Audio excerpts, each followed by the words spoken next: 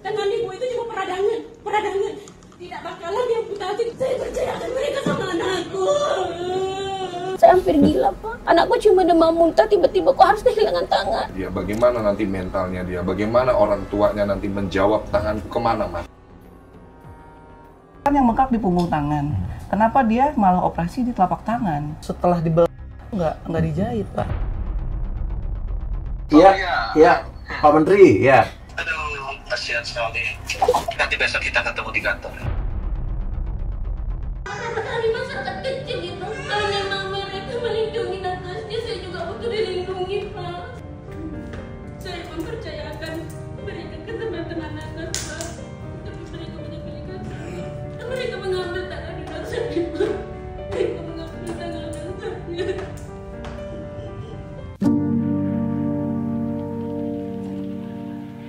Kemana kalian selama 2 bulan ini? Ibu tidak tertangkap sampai sekarang. Bahkan kepolisian Kediri Amblas, saya telepon bapak polisi. Dan ngomongnya mau sementara penyelidikan. Pas saya dapat itu laporannya, ternyata yang diselidiki di Puskesmas Bolo. Sedangkan itu benar-benar ngapain? Direkturnya yang jano. Saya mau dokternya. Dok, tangan anak saya udah nggak gerak. Dan mereka bilang apa? Oh tidak apa-apa, Bu. Tangan ibu itu cuma peradangan.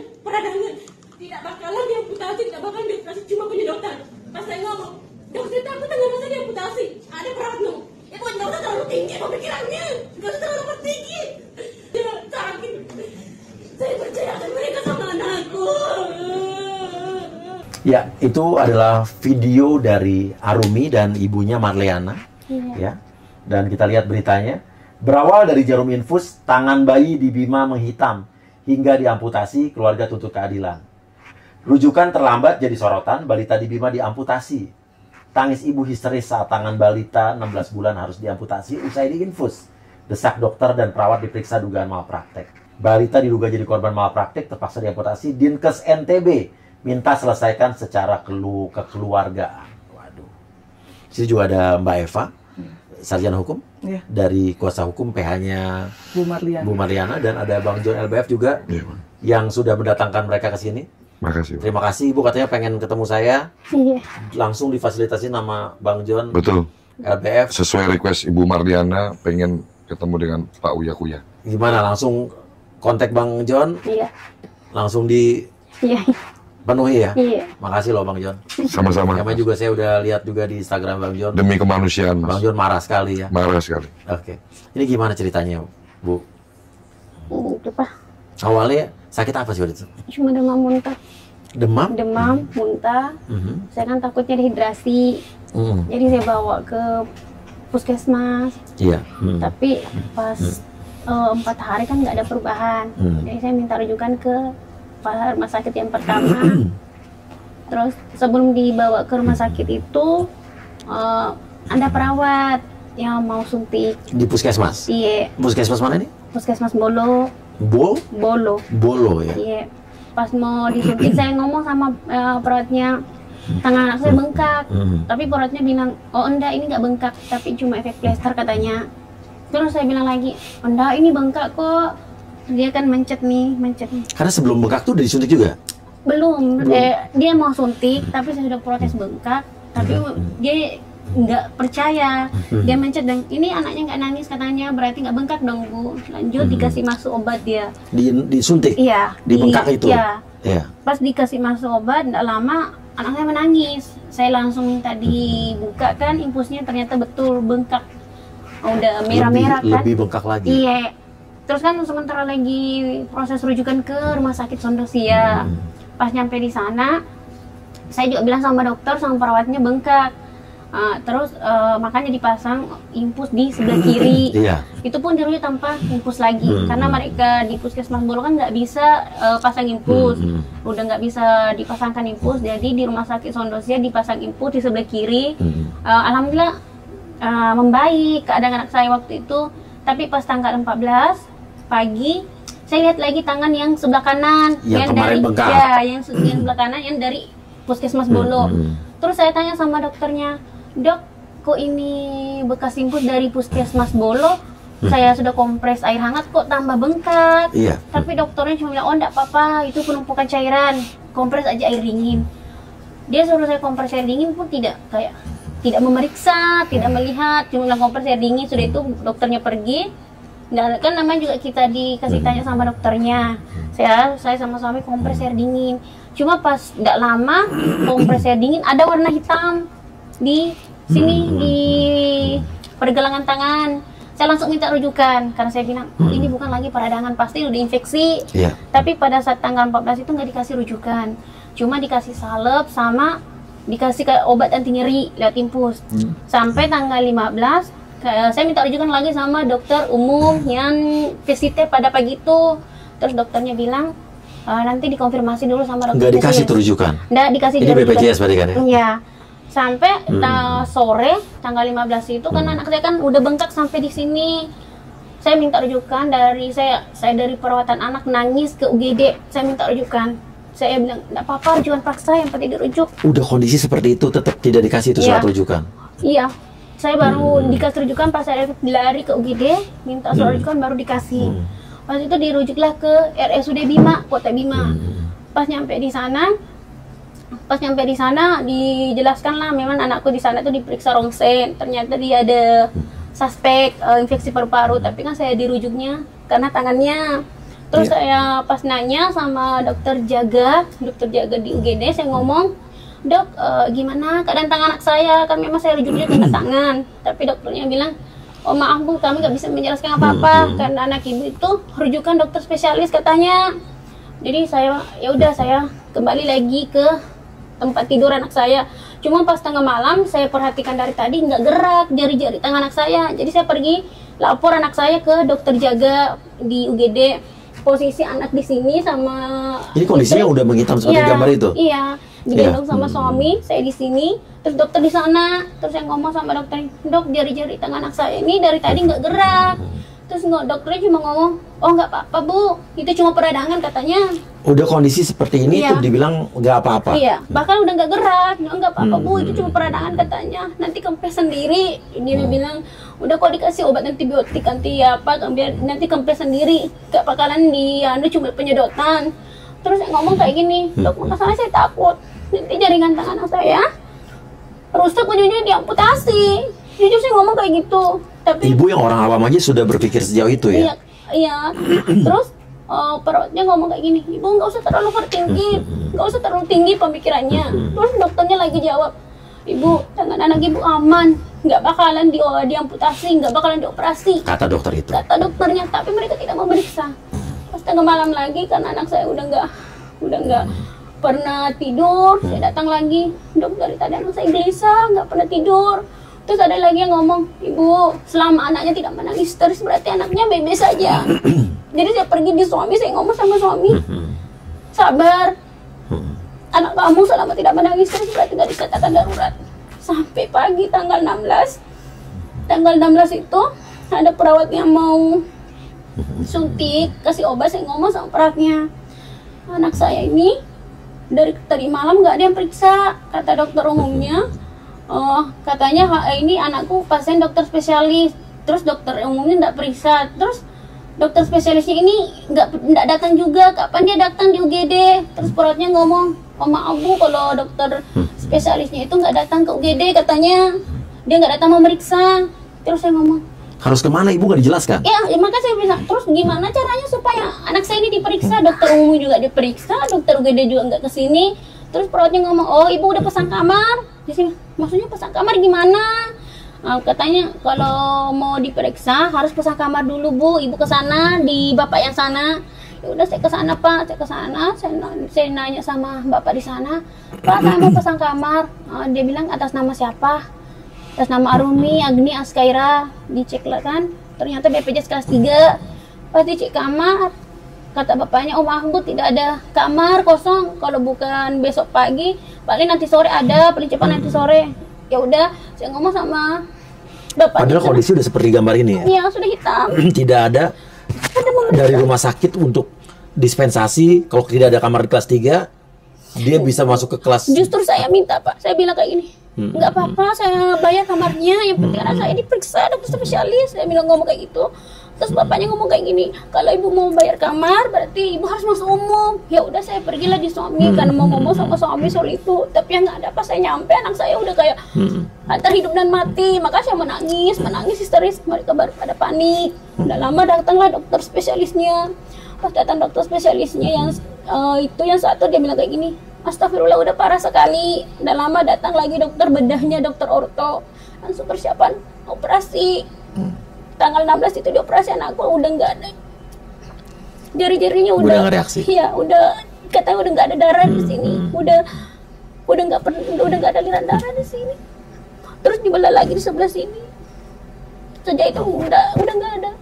Dirujuk lagi ke RSUP tanggal 18 karena kayak udah nggak, maksudnya jari-jari anak saya kan kayak udah nggak ada, jadi dirujuklah ke RSUP lagi yang di perjalanannya 13 jam. Di sana dilakukan amputasi pas tanggal 12 Mei.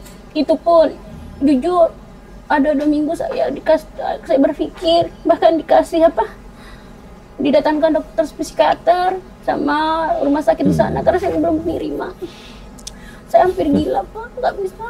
Anakku cuma demam muntah, tiba-tiba kok harus kehilangan tangan, cuma demam muntah. Jadi kayak nggak percaya.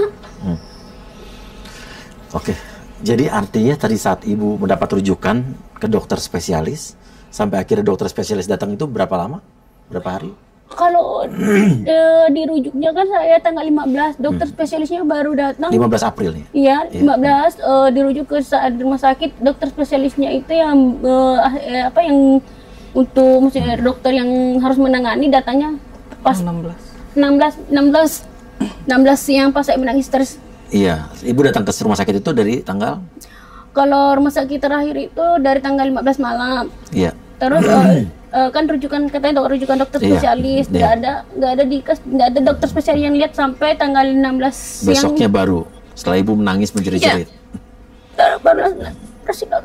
Dan tidak ada komentar dari dokter yang bilang tidak bakal diamputasi tadi. Kata perawat-perawat itu kan bilang tidak mungkin diamputasi kan. Ternyata diamputasi. Tapi sekarang jangan kami bilang bertanggung jawab atau apa, menemui anak saya sampai sekarang tidak ada permintaan maaf dari jangan kami minta maaf melihat anak saya sampai sekarang nggak ada satupun, baik dari perawat maupun nggak ada. Apa yang ibu lakukan setelah itu? Kemarin saya viral di Facebook. Terus nggak lama karena saya masih menunggu itikat baik, tapi yang nggak ada. Kalau saya menunggu mereka kayak nggak ada respon sama sekali. Terus nggak lama saya viralin di TikTok. Iya. Karena kayak saya kan lihat berita ada anak yang di pembuluh darah saja. Rumah sakit itu sudah klarifikasi. Sedangkan anakku kehilangan tangan kok nggak ada yang klarifikasi, nggak ada. Terus saya pas viral di TikTok, masya Allah ketemu beliau, ketemu Bu Eva sama Bu Dian. Dia jadi tim kuasa saya. Oke, apa yang dilakukan dari kuasa hukum setelah itu, Bu? Pada saat itu kan memang benar yang diceritakan Ibu ya. Awalnya viral pemberitaan terkait balita yang diinfus 12 kali gagal. Itu kan terjadi di Karawang, Pak. Iya. Kebetulan kota saya. Iya. Jadi pas saya lihat, dia bilang katanya, kok tangan anak saya diamputasi, mereka diam aja. Diam saja. Saya pas lihat videonya, saya langsung komen, udah Bu, nanti saya ke sana pendampingan. Kebetulan saya langsung bikin tim. Bu Dian Wahyuni ini ahli bidang kesehatan ya, manajer hukum kesehatan. Dia dari Riau. Kita bertemu di Jakarta.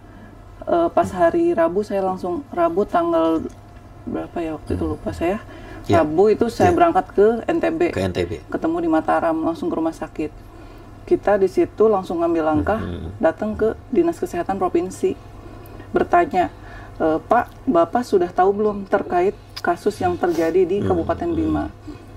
Ternyata, kan waktu itu saya ketemu dengan sekdisnya ya Pak. Pas sekdis berbicara bahwa, oh saya lihat di TikTok, tapi dari dinas belum ada tindakan apapun. Jadi belum ada laporan masuk dari kabupaten ke provinsi. Harusnya kan dinas, apa ya, secara harusnya kan ada laporan. Reaksi, dia kalau belum ada laporan pun juga dia apa kayak ngecek ke lapangan gitu ya? Ya justru kan ini yang kemarin pun saya sangat menyayangkan ya. Iya. Oh jadi Bapak nunggu laporan dulu, padahal ini kejadian sudah 2 bulan yang lalu. Iya. Di situ dia nggak bisa bicara. Saya langsung hantam habis-habisan, ini mau seperti apa sikapnya. Bapak selaku pemerintah, apalagi ini kan di RSUD ya Pak? Iya. RSUD kan pemiliknya itu kan pemerintah daerah. Pemerintah daerah. Iya. Mau bersikap seperti apa? Iya. Akhirnya Pak Sekdis memfasilitasi kami untuk bertemu dari vaskes-vaskes itu. Pas hari Jumat kita bertemu dulu dengan RSUP Mataram. Saya di situ menanyakan terkait kejelasan tindak lanjut dari tindakan dokter selanjutnya terhadap Arumi, karena itu udah 2 kali ditunda ya Bu, operasi pencakokan kulitnya itu udah beberapa kali ditunda. Karena ditunggu tumbuh dagingnya kan, itu di lengannya kan. Harusnya ada operasi lanjutan. Iya, yang terakhir ini nih, yang kemarin tanggal berapa ya? Saya lupa. Nah itu kan saya kemarin tuh berinisiatif bahwa kalau misalkan memang tidak sanggup daripada menunggu-nunggu, karena kan ada Arumi juga ada suspek TB. Ini kan nanti khawatir komplikasi kemana-mana. Saya minta dirujuk ke Jakarta. Nah, Dokter Rizky pada saat itu dokter penanggung jawab, dia menyanggupi dan insya Allah katanya waktu itu hari Senin atau Selasa akan dilaksanakan operasi. Alhamdulillah sudah terjadi, sudah dilakukan operasi pencakokan kulit.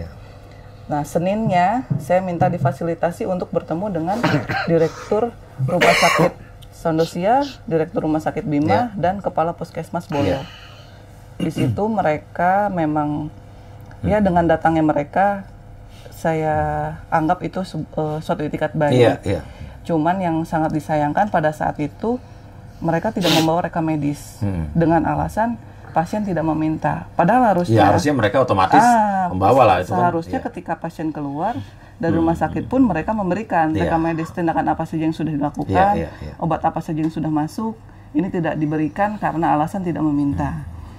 Lalu mereka pun tidak membawa dokter-dokter terutama DPJP ya, dokter penanggung jawab atas Arumi ini. Padahal kan harusnya ya menurut saya itu dijadikan momen untuk mereka pun seminimalnya meminta maaf dulu gitu. Oke, dan sekarang laporan polisinya? Untuk laporan polisi pada saat itu memang sudah lapor. Sebelum didampingi saya. Ketika sudah didampingi, saya telepon. Pas tanggal 14 Juni itu baru keluar SP2HP pertama. Padahal itu udah 2 bulan. Nah, itu udah 2 bulan. Harusnya kan 15 hari pertama setelah laporan ada, 30 hari, 45 hari, 60 hari ini nggak ada.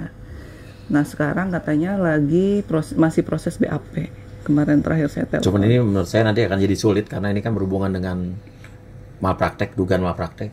Karena dia ada butuh rekomendasi lah dari MDP, Majelis Dewan Profesi. Dan saya harap MDP ini bisa bersikap profesional dan tidak ada keberpihakan mentang-mentang profesi sama profesi tidak ada membela gitu ya. Jadi memang harus tegak lurus, apa yang salah dibilang salah.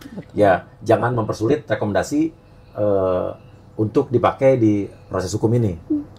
Sebenarnya sih Pak, kalau menurut saya sebenarnya kan dari kepolisian pun dia punya dokter juga yang seharusnya bisa menilai mana yang sesuai SOP dan tidak. Dan sifatnya MDP itu hanya rekomendasi. Tapi kadang-kadang selama ini kasus-kasus yang seperti ini, akhirnya terhambatnya di rekomendasi-rekomendasi ini gitu kan. Nah, kadang-kadang penyidik menjadikan itu alasan, padahal kalau 14 hari MDP tidak membalas, itu dia harus tetap melanjutkan kalau misalkan karena malpraktek ini tindak pidana murni. Setuju sekali. Naikin sidik ini. Saya masih lidik aja. Iya, karena saya juga geram kan.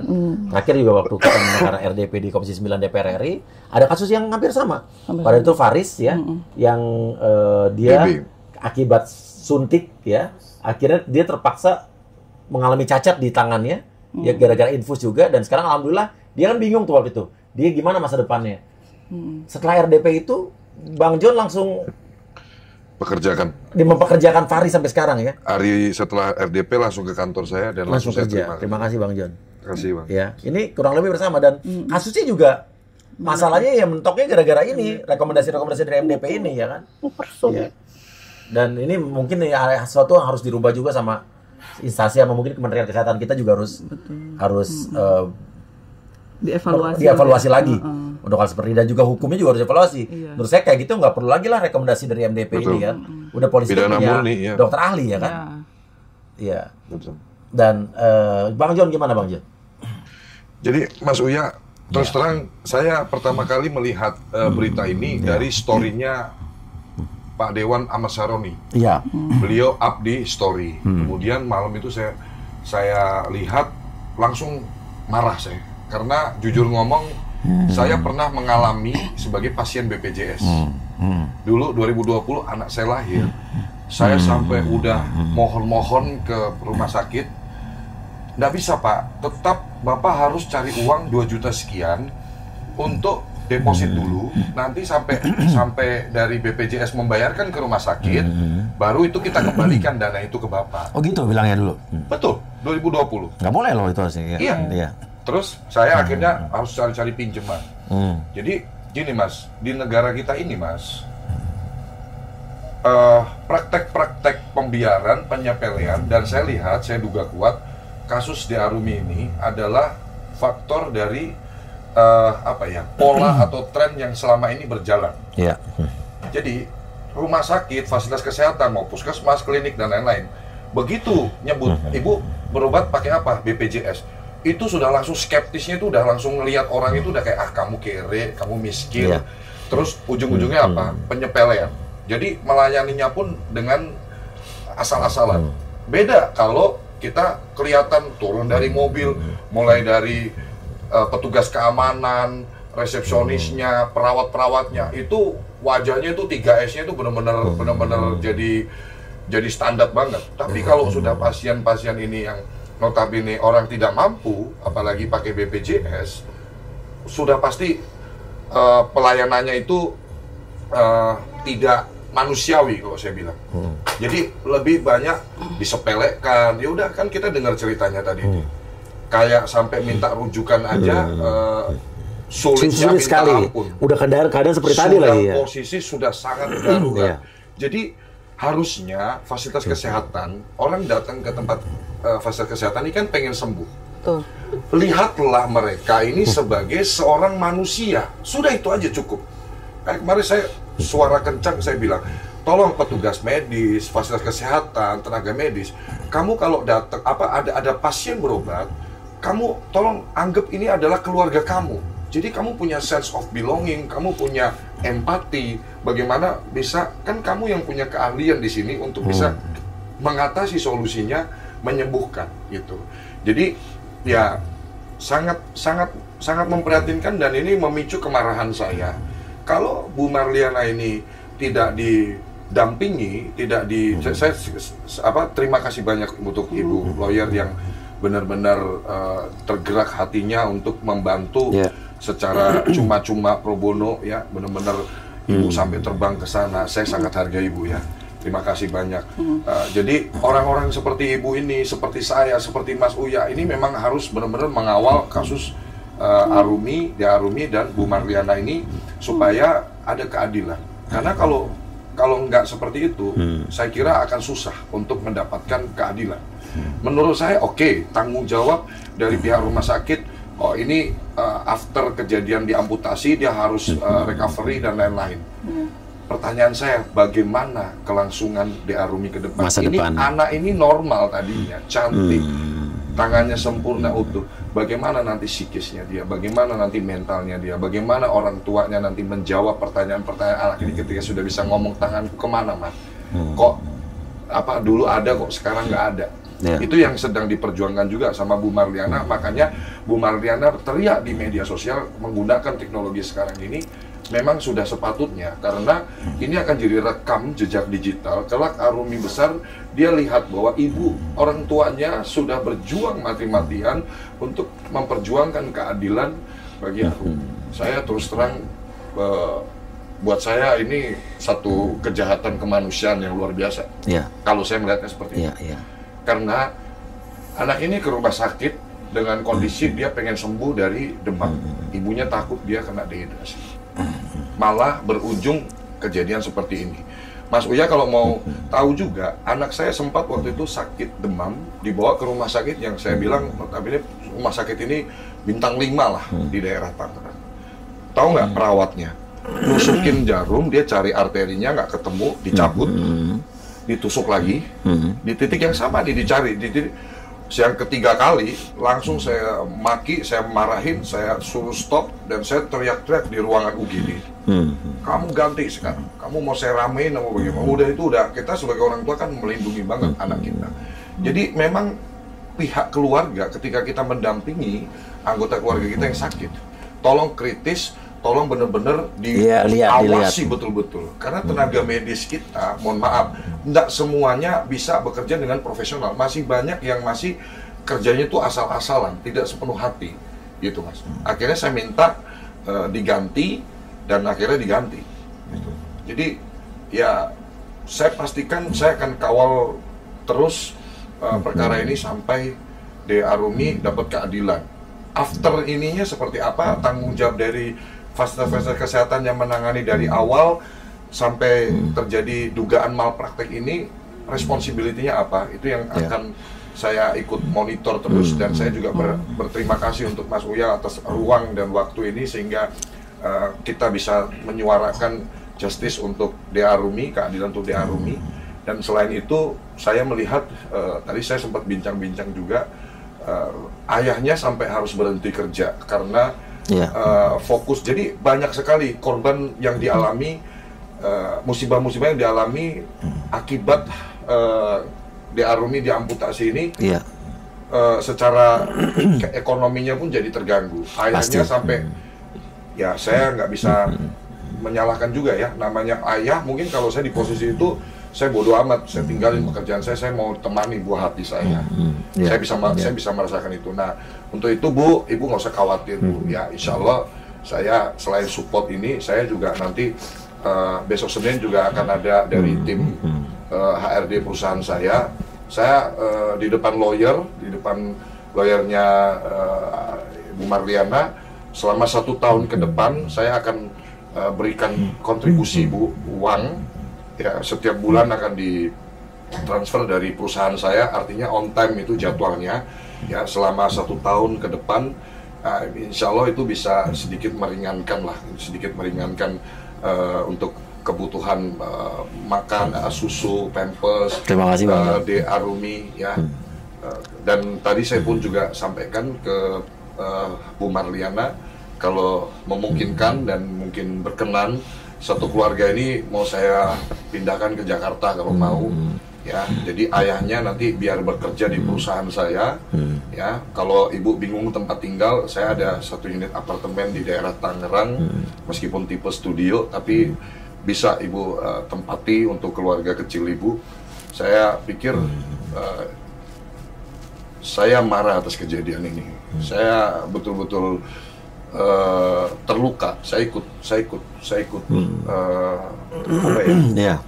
marah karena harusnya anak ini bisa bertumbuh seperti anak normal lainnya, tapi dengan kejadian ini anak ini harus menanggung hal seperti itu. Tapi saya pastikan Arumi akan baik-baik saja karena Arumi udah saya anggap anak saya.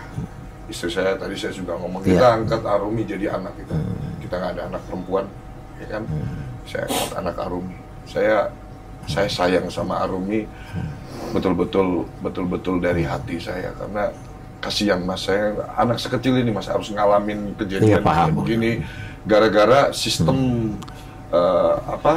pelayanan dari fasilitas kesehatan di negara kita ini masih sangat tidak profesional gitu.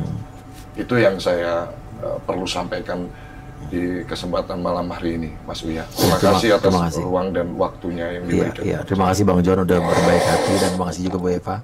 Dan ini saya janji saya akan teruskan masalah ini. Saya bukan cuma sekedar podcast di tempat saya. Saya bukan podcaster yang podcast habis itu selesai. Betul, saya tahu mungkin itu. Orang yang sudah pernah di saya. Betul. Saya urusin tuntas semua. Setelah ini. Ada juga mungkin yang belum tuntas, tapi saya semaksimal mungkin saya lakukan. Tapi saya teruskan karena kebetulan saya ada di Komisi 9 DPR RI membawahi kesehatan. Betul. Saya akan teruskan, nanti saya akan telepon Pak Menterinya juga. Makasih. Atau Sekjennya dari Menkes. Dan nanti kita akan teruskan juga ke pemerintah setempat. Ya, saya akan koordinasi ke DPR RI yang di NTB, entah dari partai saya atau partai lain juga yang mau lanjutkan ini. sehingga nanti ini bisa diawasi dan diatensi dengan baik. Ya. Dan apa kata dokter selanjutnya, apa yang harus dilakukan dengan Arumi ini? Kalau sejauh ini sih kemarin tindakan terakhir kan sudah pencangkapan kulit, tinggal perawatan luka. Perawatan luka terakhir kontrol per 3 hari sekali. Oke, dari rumah sakit sebetulnya mana yang lebih harus bertanggung jawab menurut dari sisi hukum? Kalau menurut saya kan benar yang dikatakan Bang John bahwa ini ada unsur pembiaran atau menyepelekan. Karena kan harusnya dia salah mendiagnosis aja ini malpraktek. Apalagi ini. Pembiarannya apa? Dia masuk ke Sondosia itu 7 jam dia di IGD. Masuk rumah sakit Bima dia 17 jam, Pak. Dan datang dokter itu karena ibunya udah histeris. Itu pas di rumah RSUP ya? Bukan, di RSUD Bima. RSUD Bima, oke. Ketiga. Oke. Paskes pertama. Baru dirujuk ke RSUP habis itu ya? Itu setelah operasi. Jadi di rumah sakit di RSUD Bima, dia bukan dibiarkan ya, 17 jam itu dokter IGD hanya fokus ke suspek yang pertama ya Bu ya, terkait pneumonia. Padahal ibunya itu udah bicara, tangan anak saya bengkak. Saya minta rujukan kan karena tangan anak saya. Nah, bukan terkait penyakit yang awal. Tapi mereka nggak mau meriksa. Gitu. Nah, ketika 17 jam sudah terlewati, ibunya ini nangis histeris karena kamar nggak ada kejelasan, dokter nggak ada kejelasan. Tiba-tiba siang jam 12 dokter bedah datang, ngecek, tiba-tiba dia ngomong, oh ini udah parah. Datanglah dokter spesialis ortopedi. Langsung dioperasi. Tiba-tiba dia langsung minta persetujuan operasi darurat. Padahal kalau menurut kacamata saya orang awam, kan sebenarnya banyak ya yang akibat infus ada yang sampai bengkak juga ada. Kenapa dia enggak fisioterapi dulu atau penyedotan cairan? Kenapa langsung ke langkah terakhir? Itu tidak dijelaskan, Pak. Sampai sekarang saya selaku kuasa aja masih bertanya-tanya. Kan yang bengkak di punggung tangan. Kenapa dia malah operasi di telapak tangan? Oke, dan pas kemarin ketemu dengan 4 rumah sakit kemarin itu, satu puskesmas dan rumah sakit itu, mereka belum menjelaskan karena belum bawa rekam medis ya? Dia tidak bawa rekam medis, meskipun pada saat itu langsung dia maraton bikin, tapi kan yang bisa menjelaskan ya dokter penanggung jawab. Yang datang kan direktur. Dia kan hanya administrasi, benar, dia nggak ngerti terkait pertimbangan apa yang dia pikirkan, kenapa harus ngambil tindakan itu gitu. Jadi ketika setelah dibelah dan posisinya setelah dibelah itu nggak dijahit, Pak. Itu saya sebenarnya bawa gambarnya. Cuman kenapa setelah tidak dijahit katanya? Pertimbangannya katanya supaya aliran darahnya itu mengalir. Cuman ini awalnya cuma begini, bengkak-bengkak biasa. Awalnya bengkak biasa, oke. Ini lanjut di Sondosia, ini di Sondosia. Ini fase kedua. Ini Sondosia, oke. Masih di Sondosia ya. Cuman bengkak begini. Iya, masih bengkak begini aja. Oke. Ini dia harus dibimbing. Ini yang dibiarin aja ya, yang dibilang nggak bakal dioperasi. Yang dibilang katanya nggak bakal dioperasi ya. Udah diduga peradangan katanya. Peradangan tanpa memeriksa. Ini keadaan tidak diperiksa sama sekali. Padahal dia ngelihat kondisi seperti itu. Tidak melihat, tidak mau melihat. Karena itu katanya itu anak saya itu rujukan dokter spesialis. Gitu. Ini pas operasi darurat. Langsung operasi darurat di Bima. Astagfirullahaladzim. Ini posisinya dari IGD, dia langsung masuk ruang OK, langsung dia minta persetujuan ayahnya, di sini. Awalnya di sini aja, lanjut ke sini, lanjut ke sini. Jadi 3 kali, 3 kali operasi. Ini positif sel bedah, bukan di ICU. Anakku langsung dibawa di sel bedah, bercampur dengan orang dewasa dalam kondisi bedah. Ketika kami tanya, kenapa ruangannya kok bareng dengan orang dewasa? Karena kan itu malah memperburuk keadaan menurut saya ya. Karena kan berpotensi kena bakteri. Ini pas sudah di RSUP, ini yang rumah sakit terakhir yang maksudnya yang yang mengamputasi. Yang mengamputasi, tapi dia mereka udah mendapatkan, udah nggak ada. Jarumnya mungkin nggak steril atau apa, infeksi mungkin. Kalau menurut saya bisa, karena udah bengkak, tapi tetap masih masuk obat. Jadi itu kan obatnya nggak masuk, yang ada dia numpuk. Iya, itu jadi infeksi kan. Oke. Ya. Ini pas sudah diresupply memang udah. Jadi ke vaskes keempat itu dia kondisi udah begini. Iya. Memang udah mau di amputasi tapi saya kan masih belum menerima. Makanya didatangkan ketika dicek ininya O2-nya itu udah nggak ada. Oke ya. SPO2-nya ya. Ini apakah dia kesakitan banget ini anak sekecil itu. Hebat ini dia. Kuat sekali nggak pernah. Enggak, maksud saya begini Mas. Maksudnya kalau preventive actionnya SOP-nya di fasilitas kesehatan ini ada, kalau memang dia nggak sanggup, kenapa sih nggak? Nah, betul. Kenapa sih nggak langsung eskalasi kemana atau komunikasi kemana? Karena mereka gitu. menganggap cuma peradangan. Ya itu tadi Mas. Jadi yang saya sampaikan tadi, saya tuh orang dari bawah banget. Jadi saya tahu banget bagaimana, karena saya ngalamin sendiri. Maksud saya kalau kan daily-nya kan nggak langsung tiba-tiba begini. Begitu, oh ini kayaknya mungkin peralatan di sini kurang lengkap atau apa. Dia bisa ada sistem yang bagus, dieskalasi kemana, dirujuk kemana, di ini mana, yang bisa. Kalau mindsetnya bisa sama-sama bahwa ini nyawa nih. Nah cuman masalahnya adalah orang datang kalau sudah pasien BPJS dianggapnya mungkin bukan nyawa kali, bukan. Ya karena tadi kita dengarkan minta rujukannya sesulit itu. Betul. Dengan kondisi udah tadi kayak tadi. Ini kan sesuatu yang sangat miris di negara kita ini. Kita telepon Pak Menteri Kesehatan ya, Pak Budi Gunadi Sadikin. Halo, Pak Menteri, Ini Pak Menteri, di sini ada Ade Arumi yang dari Bima, yang dia tuh tangannya diamputasi karena awalnya itu karena demam, muntah, terus habis itu diinfus, yang ada infeksi, akhirnya pokoknya intinya harus diamputasi gitu. Apa mungkin bisa nggak ketemu Pak Menteri kapan gitu Pak? Atau mungkin gimana Pak? Bisa, jadi besok saya bisa alokasikan lah jam 8.30-an tuh ya di kantor di Kuningan kalau mau ketemu sama ibu, sama ibu ada sama ayahnya. Ada ibu, ayahnya ada semua. Anaknya juga ada. Anaknya ada dia. Umur berapa? 16 bulan. 16 bulan, Pak. Aduh, masih muda sekali ya. Iya, Pak. Cewek lagi. Oke. Boleh video call, Pak? Oke, saya video call ya, Pak ya. Iya, ini. Oh, ini anaknya umur 16 bulan. Iya.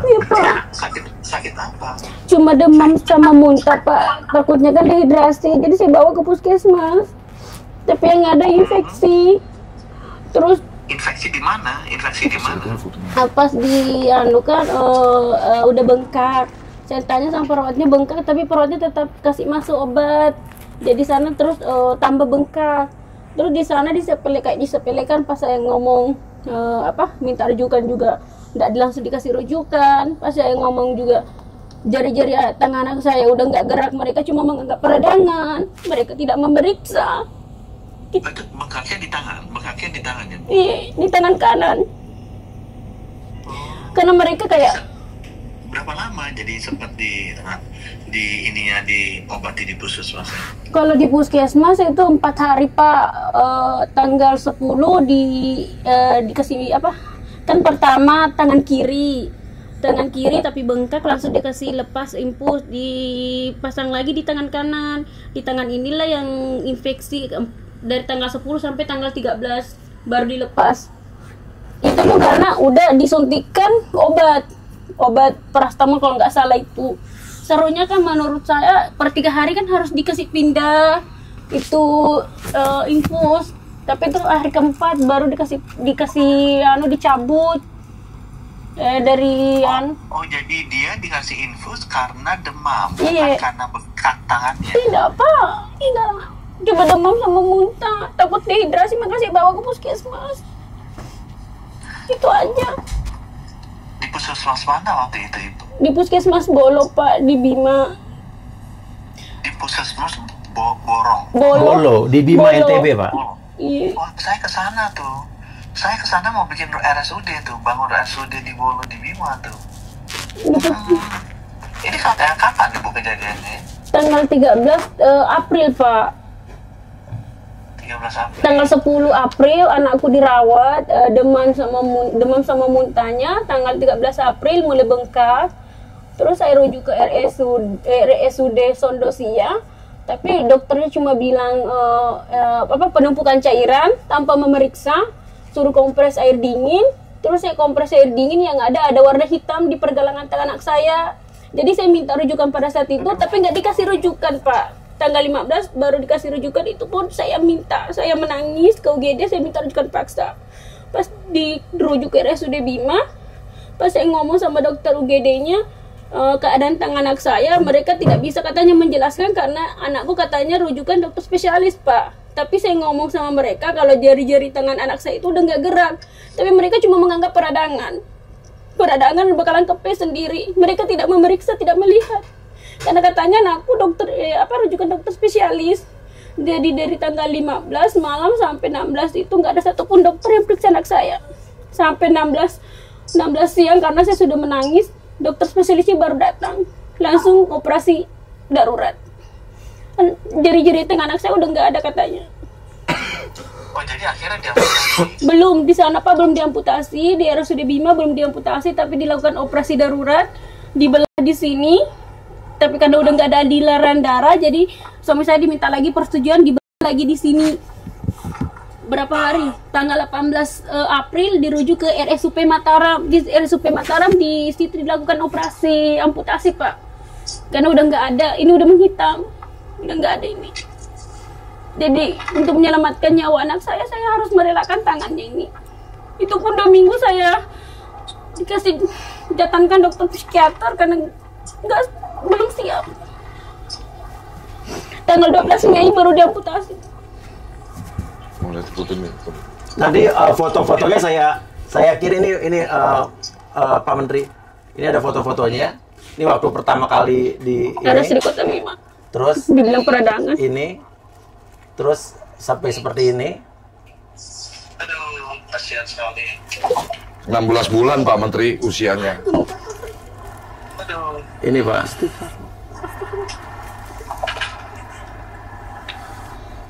Nanti saya kirim foto-fotonya Pak. Oke, besok Ibu iya. ada di Jakarta ya? Iya, Sampai 9 kan nanti aku ajak sama teman-teman di sini ya. Ibu yang sabar-sabar ya, mudah-mudahan anaknya pinter, sehat gitu ya. Ini anak yang pertama? Anak kedua, Pak. Anak kedua. Yang pertama laki perempuan, ini laki perempuan? Ini perempuan, Pak. Anak pertama laki-laki.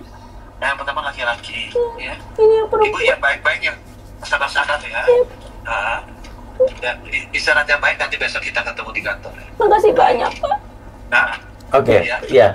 Terima kasih Pak. Besok minta nomor telepon siapa yang bisa dihubungi Pak untuk koordinasi ke sana Pak. Ya, nanti aku kasih ya nama teleponnya. Iya. Terima kasih Pak Menteri. Iya, mari Pak. Ya, assalamualaikum Pak. Oke, jadi besok bisa ketemu Pak Menteri langsung cerita. Jadi apa yang nanti bisa dibantu, udah bisa diselesaikan juga. Jadi mungkin lebih mudah. Jadi Mbak besok tolong dampingin juga. Bisa. Terima kasih Mas Buya. Terima kasih banyak. Ya, minta insya Allah kalau bisa saya bisa dampingin karena saya besok ada kegiatan juga. Cuman kalau enggak nanti biar tim saya juga ikut nanti. Siap. Ya. Terima kasih. Oke. Sama-sama Bang Jon, terima kasih juga Bang Jon yang udah memfasilitasi kesempatan ini. Sama-sama. Sudah kewajiban kita sebagai sesama manusia, Bu. Dan saya berharap ini yang terakhir lah. Tolong petugas medis, tenaga kesehatan di seluruh tanah air bisa benar-benar punya rasa empati ketika ada orang yang datang ke fasilitas kesehatan, baik klinik, puskesmas maupun rumah sakit. Orang datang ke fasilitas kesehatan ini kepingin sembuh. Perlakukanlah mereka dengan standar kemanusiaan. Hargai mereka sebagai manusia, manusiakan manusia. Jangan kalau ini pasien BPJS dianggapnya nggak ada duitnya atau apa, terus seenak sendiri melayaninya. Dengan wajah pun kadang juga tidak bisa ramah, tidak bisa senyum. Saya kira bukan seperti itu sih standar SOP di bidang layanan, karena teman-teman kan sudah memilih di bidang kesehatan, di bidang tenaga medis. Ya, saya berharap baik dari awal pintu masuk petugas keamanan sampai ke resepsionis, sampai ke tenaga perawat dan lain-lain bisa punya empati yang tinggi. Ini semua adalah keluarga kita, ini saudara kita, ini bangsa kita. Tolong kita sehatkan bersama, tolong kita jaga bersama. Itu yang bisa saya sampaikan di kesempatan hari ini, yang saya kira ini kesempatan yang sangat mahal di tengah kesibukan Mas Uya sebagai anggota Dewan yang kita lihat luar biasa banget, selalu dukung. Jadi ibu ini ngototnya yang disebut nama Mas Uya. Jadi ketika pertama kali saya DM, Pak John, saya cuma minta tolong satu, ya saya jujur agak baper juga sih, kok ibu nggak minta tolong ke saya aja.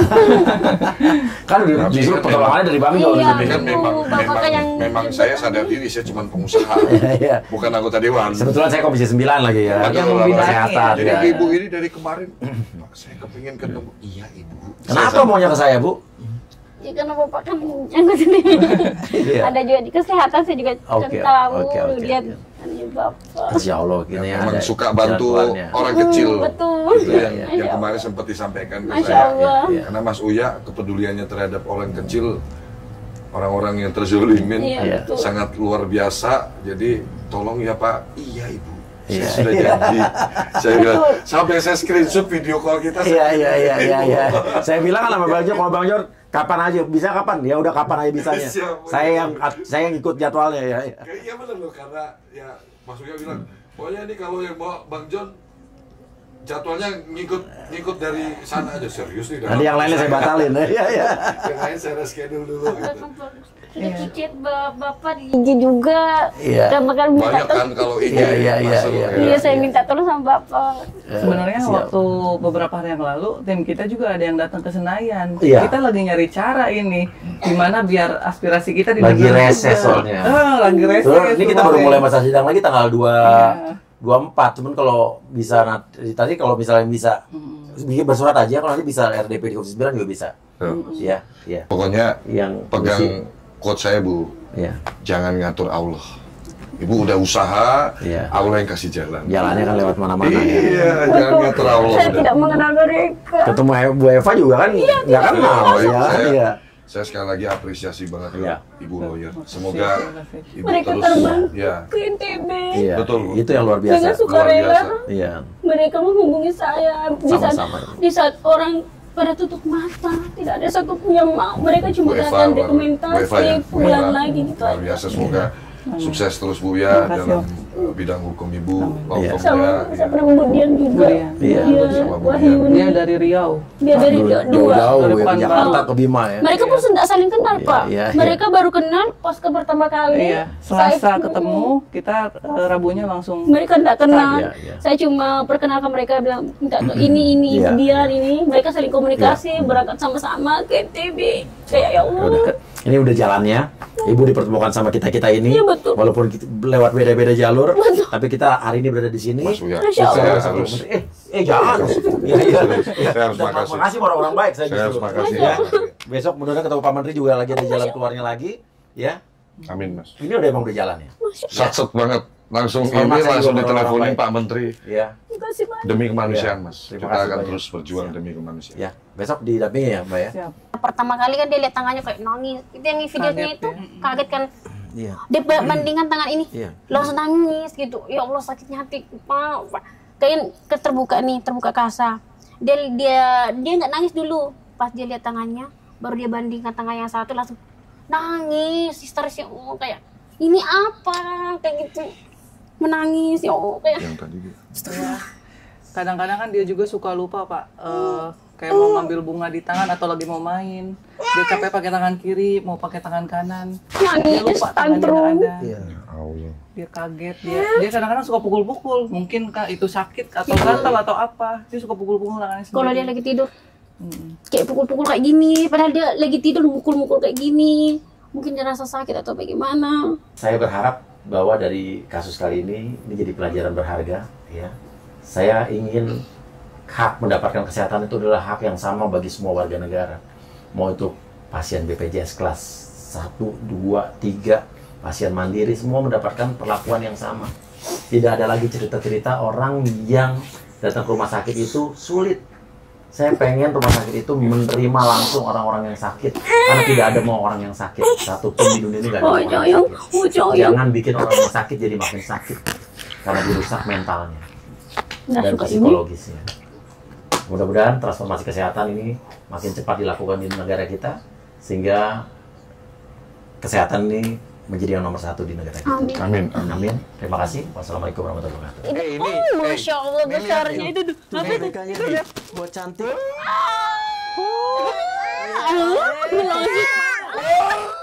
Suka nggak? Oke, suka nggak?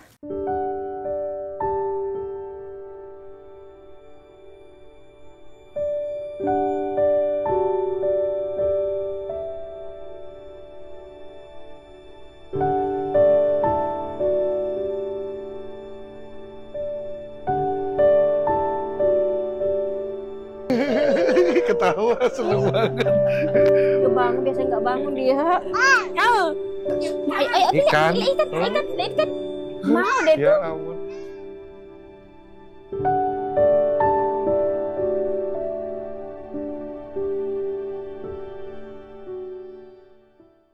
Ya, kita sekarang akan menemui Arumi, korban balita 16 bulan yang tangannya harus diamputasi ya setelah gara-gara demam di infus ya kan.